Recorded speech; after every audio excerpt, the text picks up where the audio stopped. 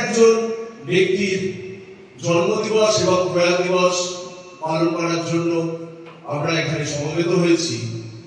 উনি ছিলেন বাঙালিদের মধ্যে সুপারম্যান, লোকে তাকে ভগবান বলে, কেউ বলে ধন্বন্তরী,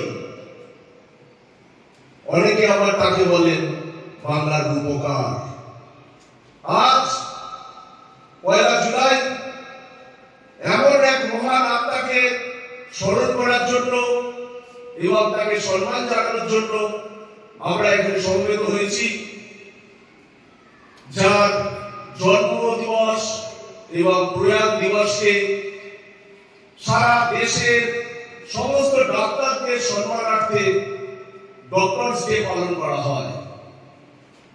যার নামে আমাদের দেশের ডাক্তারি লাইনের সর্বোচ্চ সম্মান ডক্টর বিসি রয় অ্যাওয়ার্ড দেওয়া হয়, প্রদান করা হয়, যাকে 1961 সালে ভারত রত্নে ভূষিত করা হয়েছিল। সেই ডক্টর ভজনচন্দ্র রয় আজকে জন্ম এবং মৃত্যু দিবস। হ্যাঁ, ডক্টর বিধানচন্দ্র রায়ের শৈশবের নাম ছিল ভজনচন্দ্র রয়। তার জন্ম বিহারের বাকিপুরে 1882 সালের 1 জুলাই। পিতা প্রকাশ চন্দ্র রায় এবং মাতা অঘোর কামিনী দেবীর ষষ্ঠ